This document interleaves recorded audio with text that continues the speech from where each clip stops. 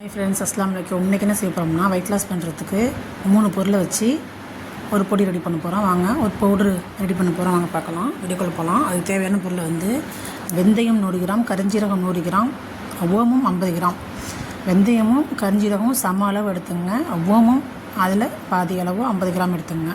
அதை எடுத்துகிட்டு ஃபஸ்ட்டு வெந்தயத்தை போட்டு நல்லா சிம்மில் போட்டு பொன்னிறமாக வறுத்தெடுத்துங்க. ரெண்டாவது வந்து கரிஞ்சீரகத்தை போட்டு வறுத்தெடுத்துங்க. மூணாவது வந்து ஓமத்தை போட்டு வறுத்து எடுத்து வச்சுட்டு ஆறினதுக்கப்புறம் மிக்சியில் போட்டு நல்லா பொடி பண்ணி கிளாஸ் கண்டெய்னரில் போட்டு வச்சுருங்க. அது ரொம்ப நல்லது. அதில் தான் வைக்கணும், பிளாஸ்டிக் இதில் வைக்க வேணாம். அதில் வச்சுட்டு நைட்டில் தூங்குறதுக்கு முன்னாடி சாப்பிட்டுட்டு 1 டம்ளர் சுடு தண்ணியில் ஒரு பிஞ்ச் கொஞ்சமாக லைட்டாக போடணும், ரொம்பலாம் போடக்கூடாது. ஏன்னா கரிஞ்சீரகம் ரொம்ப பவர்ஃபுல்லாக உள்ளது. ஒரு பிஞ்ச் போட்டு உங்களுக்கு சுடு தண்ணியில் போட்டு நைட்டு டெய்லி குடிங்க. ரொம்ப நல்லது.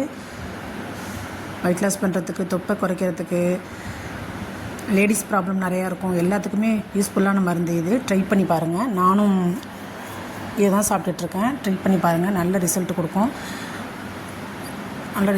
ட்ரை பண்ணி பார்த்துட்டு எப்படி இருக்குன்னு கமெண்டில் சொல்லுங்கள். கரிஞ்சீரகம் வந்து எல்லா நோய்க்கும் மருந்து கரிஞ்சீரகம். ஆனால் கொஞ்சம் கசப்பு தன்மையாக தான் இருக்கும். சுடுதண்ணில் போட்டு குடிச்சிருங்க. கசப்பாக தான் இருக்கும். கரிஞ்சீரகம் வளர்த்ததுக்கப்புறம் ரொம்ப கசப்பு தன்மையாக இருக்கும். எல்லாத்துக்கும் மருந்துங்கனால நம்ம அதை சாப்பிட்டு தான் ஆகணும். அதனால் அதை ட்ரை பண்ணி பார்த்துட்டு எப்படி இருக்குன்னு சொல்லுங்கள். இந்த வீடியோ பிடிச்சிருந்தா லைக் பண்ணுங்கள், கமெண்ட் பண்ணுங்கள், ஷேர் பண்ணுங்கள். மறக்காமல் சப்ஸ்கிரைப் பண்ணுங்கள். அஸ்ஸலாமு அலைக்கும்.